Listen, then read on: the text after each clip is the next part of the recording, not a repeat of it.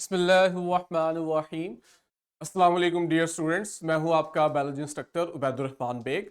तो last time हमने 11th bio में चैप्टर 3 एंजाइम्स का स्टार्ट किया था और पहला SLO identify the role and component parts of active site of enzyme, ये हम ऑलमोस्ट कंप्लीट कर चुके हैं। सेकेंड एसएलओ जो है आज हम इसे कवर करेंगे, जिसमें हमने तीन तरह के जो को फैक्टर्स हैं इन्हें डिफरेंशिएट करना है। और ये को फैक्टर्स कौन कौन से हैं? इनमें आपके पास प्रोस्थेटिक ग्रुप और को एंजाइम है। हम लास्ट टाइम एंजाइम का स्ट्रक्चर पढ़ के आए और हमने इसमें बात की थी कि आपके पास एंजाइम जो है इसकी एक एक्टिव साइट होती है जो पूरे एंजाइम की निस्बत काफी छोटा स्ट्रक्चर है। ये छोटा इसलिए है कि ये सबस्ट्रेट के साथ इजीली रिएक्ट कर सके, क्योंकि सबस्ट्रेट एंजाइम की निस्बत छोटा होता है। ये जो एक्टिव साइट है, फिर हमने कहा इसमें दो फर्दर साइट्स हैं। एक आपके पास बाइंडिंग साइट है जिसका काम है सबस्ट्रेट को आइडेंटिफाई करके अपने साथ बाइंड करवाना, और दूसरी आपके पास कैटालिटिक साइट है।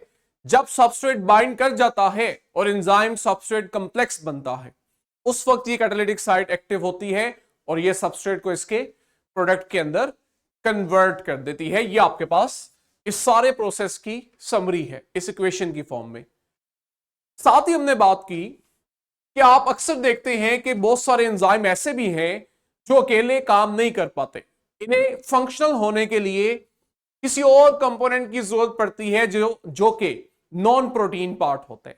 इस कंपोनेंट को हम कोफैक्टर कहते हैं। वो एंजाइम जिसे कोफैक्टर चाहिए फंक्शनल होने के लिए, जब उसके साथ कोफैक्टर अटैच नहीं होता और वो इनएक्टिव होता है, हम इस एंजाइम को एपो एंजाइम कहते हैं। जब एपो एंजाइम अपने कोफैक्टर के साथ अटैच होता है तो उस वक्त ये एक्टिवेट हो जाता है और हम इसे होलो एंजाइम कहते हैं। ये आपके पास लास्ट में इक्वेशन इसकी मेंशन है कि इनएक्टिव एपो एंजाइम जब अपने कोफैक्टर के साथ अटैच हुआ तो वो आगे से एक्टिवेट होलो एंजाइम बनाते हैं। आपके पास एपो एंजाइम और जो इसका कोफैक्टर है ये मिले तो इन्होंने कैटालिटिक एक्टिविटी की, लेकिन अगर आप दोनों को अलग कर दो तो दोनों के अंदर कैटालिटिक एक्टिविटी की सलाहियत नहीं होती। ये चीज हमें क्लियर होनी चाहिए, ठीक है। ये देखो एक डायग्रामेटिक एक्सप्लेनेशन हमें यहां दी जा रही है कि किस तरह से कोएंजाइम आके फिट हुआ, तभी हमने देखा कि सबस्ट्रेट एक्टिव साइट पे बाइंड किया। अब जो हमारा सेकंड एसएलओ हमसे डिमांड कर रहा है कि हमने इन कोफैक्टर्स की टाइप्स को डिस्टिंग्विश करना है। अब आपके लिए यह जानना जरूरी है कि जो तमाम कोफैक्टर्स है ना, ये हमेशा ऑर्गेनिक नहीं होते। अक्सर हम देखते हैं कि एंजाइम के साथ अटैच कोफैक्टर इनऑर्गेनिक होता है, तो हमें फिर वो भी डिस्कस करना है। ये जो इनऑर्गेनिक कोफैक्टर्स हैं ये आप देखते हो मेटालिक आयंस होते हैं, ठीक है। चूंकि कोफैक्टर ऑर्गेनिक इनऑर्गेनिक भी है, इसलिए आप देखते हो इसमें आपको बहुत वैरायटी मिलती है स्ट्रक्चर के लिहाज से। वो सिंपल भी हो सकता है और कॉम्प्लेक्स भी हो सकता है। ये जो इनऑर्गेनिक कोफैक्टर्स हैं ये आपके पास सिंपल है, क्यों? आयंस है। ये डिफरेंट आपके पास इनऑर्गेनिक कोफैक्टर्स हैं, इन्हें फिर हम नाम देते हैं मेटल एक्टिवेटर्स। असल में ये एक्टिवेटर्स हैं जो एंजाइम को एक्टिव करवा रहे हैं। ये जो मेटल एक्टिवेटर्स हैं, इनऑर्गेनिक कोफैक्टर्स हैं, अक्सर मोस्टली हम देखते हैं ये एंजाइम के साथ आरसी तौर पे बॉन्ड बनाते हैं, परमानेंटली अटैच नहीं होते, ठीक है।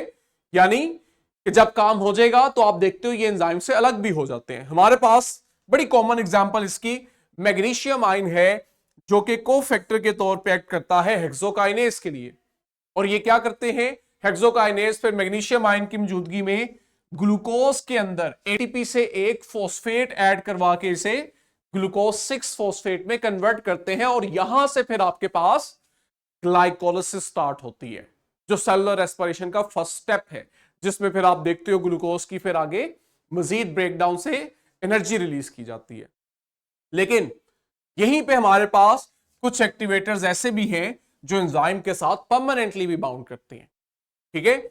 और इसके नतीजे में आपके पास एक स्टेबल कॉम्प्लेक्स बनता है जिसे आप नॉर्मली सेल की फिजियोलॉजिकल कंडीशन में अलग नहीं कर पाते हो। जैसे हमारे पास जिंक आयन की एग्जांपल दे रहा है कि ये कार्बोनिक एनहाइड्रेट एंजाइम के साथ परमानेंटली बाउंड करता है। अब आते हैं हम ऑर्गेनिक कोफैक्टर्स पे, जो हमारे एसएलओ में पूछा जा रहा है। ये दो तरह के हैं, एक है आपके पास कोएंजाइम और दूसरे प्रोस्थेटिक ग्रुप। इनमें जो कोएंजाइम्स है ना, ये असल में आपके पास विटामिन के डेरिवेटिव्स होते हैं। ये बात एमडी कैट में बहुत पूछी जाती है, ठीक है, कि कोएंजाइम सिर्फ ये वाला जो कोफैक्टर है जिसे आप कोएंजाइम कह रहे हो, कोएंजाइम क्या है, ये असल में ऑर्गेनिक है, ठीक है।